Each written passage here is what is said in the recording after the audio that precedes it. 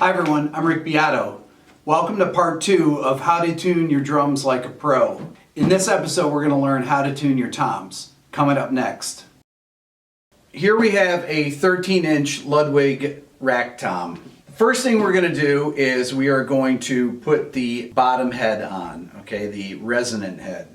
Now, there's a couple things I want to talk about that most people don't tell you. There are two different types of hoops. These are triple flanged hoops, and which are typically found on Ludwig drums. You can also have die-cast tubes that you find on Gretsch drums. There's also single flange tubes, but you don't find those as much. Now, there's two different types of hoops. There's the 2.3 millimeter hoops, which are commonly found on drums today that have been around since the 80s or so. And there's the 1.6 millimeter hoops that are found on vintage drums. This is a 2.3 that was originally on this drum. When I started getting into vintage drums, I realized that all vintage drums have much lighter hoops on them. So I did some investigating and realized that up until, I don't know, the 80s or so, they used much lighter hoops. With lighter hoops comes a completely different sound. So the first thing I did was I bought a set of them for this kit. I put them on and instantly the drums sounded way better. There's not as much weight on there. The drums are more resonant because it literally weighs, I don't know, probably a quarter of a pound less. So it's putting less tension on the rims, and you can actually hear the difference. All right, so the first thing I'm going to do is seat the head that I just had on. Seat the head on there, place it on, and I start just finger tightening the drums. The reason that you finger tighten them is that it makes it easier to tune when you start with a drum that's already been finger tightened. You can get very even tension on the head right from the start before you do anything, okay? It's a lot more accurate than even using some type of a gauge. So, I finger tighten all the lugs here, as tight as I can go with my hands here. That's pretty much as tight as I can go. First thing I do is I break in the head like this, okay? That, once again, breaks up that glue and makes the head sit better on the bearing edge, okay? I go back and I retighten it. Then I go around and I use my just pressure of my palm. I take my palm, I press down on a lug, and I finger tighten it again with some pressure on it. And I've put about the same amount of pressure on each lug to start. Okay, you can do it with either hand, doesn't really matter. I'm going to go back again, press on it, make sure that I hear a little bit of snapping still. I'm going to do the same thing again. And I'm going to go through and finger tighten everything by pressing down on it. Now, I've already got a great starting point for tuning the head right now, just by finger tightening it and putting on pressure. Also, by the amount of pressure that I'm pushing down on the rim at the points where the lug meets the hoop, it's seating the head nicely, and it's creating very even tension around the head without me taking if I took the drum key and I started doing it, you're going to get one that's a little bit more tight than another. You know, by doing it with this method, it gets a nice even sound to start. And I've already got the drum almost up to pitch, to a pitch that I can work with. So I'm going to go around it one more time, go like this. I'm still getting a little bit more movement out of it. And one more. There we go. That's a great start. Now we're going to do it with the other head. Okay, next we're going to put on the batter head. The batter head is the one that you actually hit with a stick. I have a Remo Emperor, which is a 2-ply head, thicker than an Ambassador, okay? And the reason that I'm using an Emperor is because John Bonham used it. Actually, that's not really the reason. With an Ambassador head, you can tune it much closer to a pitch than you can with an Emperor. For rock, I like Emperors. And if I'm doing metal, I will typically use a clear head because I really want that attack to cut through. But this is much more of an all-purpose drum head. So I'm going to go through, I'm going to break the glue like we did in the other one. Let's just save you the time of having to tune it when your drummer comes in and starts bashing on it, right? Okay, so I got it broken up. I seated it on the head. I checked I checked the bearing edge to make sure that it was clean. I've got my head on there, 1.6 millimeter hoop, and I put it down like this. Go through the same motion. I get them finger tightened. I tell you, if you're a really good drum tuner, You can put on coated ambassadors, clear ambassadors, and you can tune them right to the pitch of the song. And I will do a video of that because I do that a lot. You know when you hear the toms at the end of Stairway to Heaven and Bonham's got them tuned perfectly to the key of the song when they're doing that da-da-da, da-da-da? That's because he had a great ear for tuning drums. Once again, I'm finger tightening them, same thing. That's good, that's good, that's good. That's as tight as I can get them right there with, so just by finger tightening them, I already know that the head, all the lugs are fairly even because you can tell. It's much better than using a key. A key, you don't have a sense of feel for it. And a lot of times the lugs will get hung up a little bit and you'll end up over tightening one of them, which will stretch the head in an unnatural way, and then it'll make it very difficult to get the head in tune later if one of the lugs has been stretched. One part of the head's been stretched more than another. I'm going to go through the palm of my hand, press down. See how they all become loose when I do this? That pressure on the rim makes them go slack, and you can tighten them even more. I'm pressing down pretty good too. You can put these on the floor and use your body weight and get into it, okay? And you can almost get it up to pitch. That's it right there. That's about as tight as I can get without getting a key.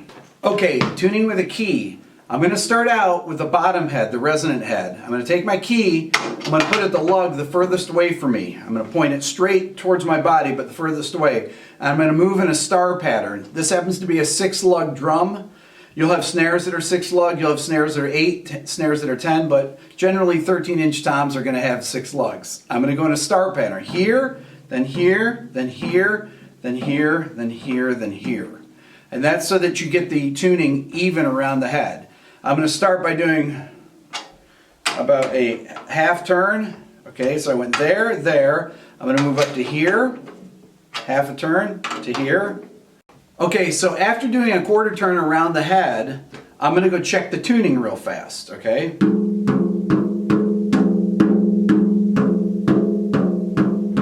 It's a little bit low.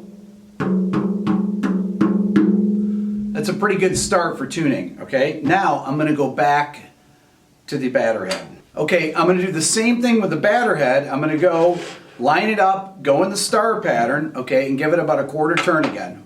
1, 2, go over here next, 3, 4, go over here, 5, 6. Now, generally on coated heads, you'll hear creaking sound. You don't really hear it because I already broke the glue joints with my thumbs when I went around the head before I put it on. Okay, that's the benefit of doing that. It's just like stretching your strings if you're playing guitar and you're changing your guitar strings. You just stretch them out so that once they're on there, they seat nicely in the nut and in the saddle. Same thing here. You want the head to be as stretched out as it can be before you start tuning it up. So I'm going to go around and check my. So I have 2 lugs that are down a little low, and they happen to be opposite from one another. So I'm going to give it another little. Great. Perfect start. Now we're going to start fine-tuning it. Okay, before we go on, I want to show you a vintage drum. This is a 60s Slingerland tom, okay? Triple flange hoops give you a longer sustain than die-cast tubes that you would find on a Gretsch drum set. So, I just want to show you one thing here about this. Typically, these old drums will have a muffler that will, in many cases, they're broken. I usually will, sometimes, if they don't work, I just would put some tape on them to keep them from resonating and making a sound. But what you have here is a maple reinforcement hoop around here. Now, because of that, it gives the bearing edge a very different sound. It makes the drums really have more tone, I think, having a vintage drum kit like this. And just so you know, if you're out looking for vintage drums, typically, most of the drum manufacturers in the higher end drums, whether it's Rogers, Ludwig, Slingerland, Leedy, whatever they were back then, would typically have a 3-ply shell, maple, poplar, maple. Okay, so it'd be a 16-inch ply of maple, 1/8 inch of poplar, and 16th inch of maple. And these are maple reinforcement hoops. And what they did is make sure that the drum stayed round. okay?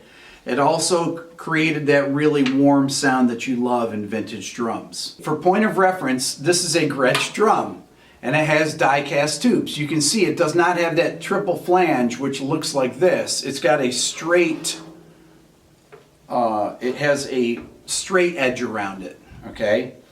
And these give less sustain, a more, I don't want to say focused sound, but you'll generally will not have as much ring on the drum. Gretsch drums always come with die-cast tubes. Let's talk about the tuning of the drum.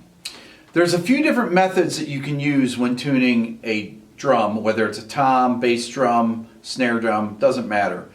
What you want to do is you want to tune for the responsiveness of the head. You also want to tune for the relationship between the drums. For example, in the toms, I might want to have them related by thirds in pitch, or by fourths in pitch. Or sometimes you want to have the heads tuned really loose and deaden them completely for a real retro sound. But I want to show you how to tune the toms so that you don't need any deadening material at all.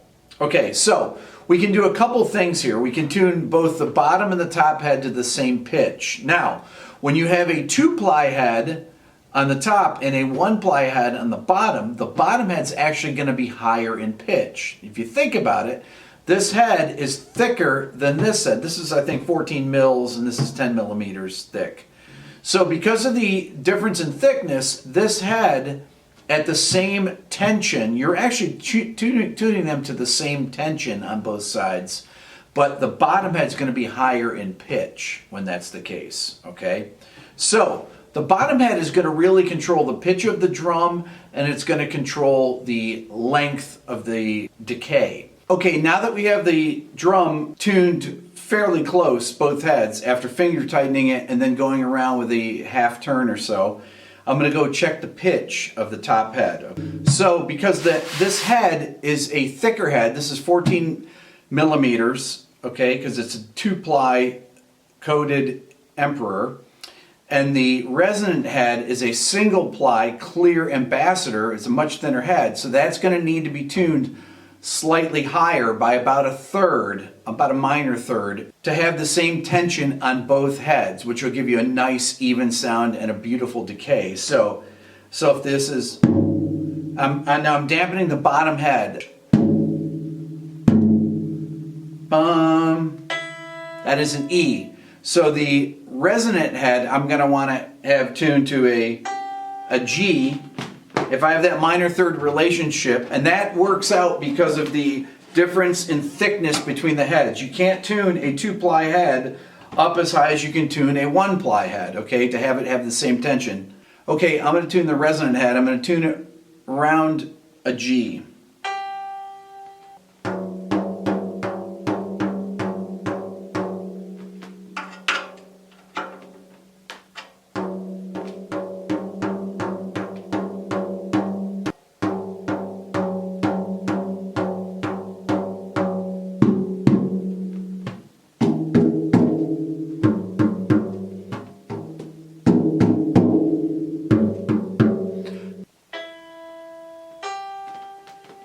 The batter head, because it doesn't have a as clear of a pitch because it's 2-ply and it's coated, it's not going to be quite as accurate as the 1-ply is. If I had a 1-ply coated Ambassador on the top or a Clear Ambassador, I could tune them perfectly in pitch to one another and it'd have a beautiful, beautiful tone. Now, that third relationship between the top and bottom heads, I'm going to do the same thing with the floor tom. I'm going to tune them with the bottom head. The Clear Emperor is going to be a minor third above the top head. Okay, the floor tom is going to work the same way. I'm going to remove the heads, the old heads, clean the bearing edge off, break in the heads, and rehead it right. Okay, I'm going to repeat the same thing. I've put the bottom head on, the Resonant head. Now I'm going to take the batter head. I'm going to stretch it. I've got it finger tight now. And then I'm going to go back around to each lug in my star pattern. So once I get it to where I'm putting equal pressure all around the drum, it's a good starting point. I'm going to do it another stretch. You can hear it creaking there. Okay, that's going to help seat the head on the bearing edge a little bit better. Okay, the first thing I'm going to do is I'm going to go around the drum like I did with the rack tom. I'm going to give it just a little bit of a turn, like just a little quarter turn in my star pattern. So I went here, then I here, then I go here. I'll go around this way. 1, 2, 3, 4, 5, 6, 7, 8 lugs on this drum because it's a larger size. Now, just by doing that, I'm going to be pretty close to my target pitch. Now we're going to do some fine tuning. Okay, after I go around once with my quarter turn, I'm going to repeat that one more time around each lug, another quarter turn. I do it in increments so that the head doesn't get stretched unevenly. Okay, so you're just gradually bringing the head up. Okay, we're going to now fine tune the head. I'm going to go around each lug. I'm just going to hold down the bottom head and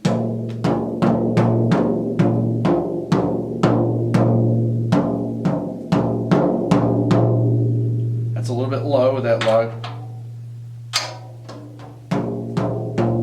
Remember, you have to keep the bottom head from resonating to get a good clear tone.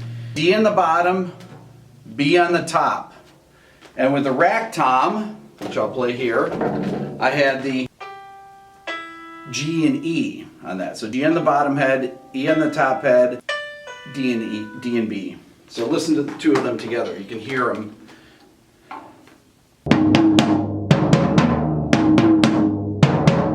Now you should be able to go around the head and not hear any kind of papery. I'm about an inch away from the edge of the lug. I just want to make sure that none of them have detuned. If there's any papery sound, then one of the lugs is too loose. One of the things that can happen if you have a loose lug is that you may have an out of round hoop, or you might have your bearing edge might not be clean and you might have to have it recut. So you can't get a proper tune on the head if your bearing edge is off or your rim has been warped. Nice pitches for these, for a rock. This is a real great starting point. If I wanted to go a little bit lower, I'll bring the bottom head down just a little bit if I want to tune, because remember, that really controls your pitch. So, just to recap on this part, the bottom head, because it's thinner, it's a 10 mil Clear Ambassador, okay, is going to be a higher pitch than a 2-ply head. You can't tune them to the same pitch. Otherwise, because of the thickness, it's going to sound strange.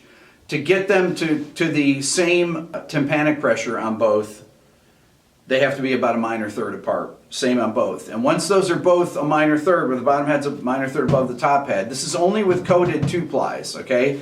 If these were single-ply ambassadors, either clear or coated, then you tune them to the same pitch. Now, once they're played a little bit, these are fresh heads.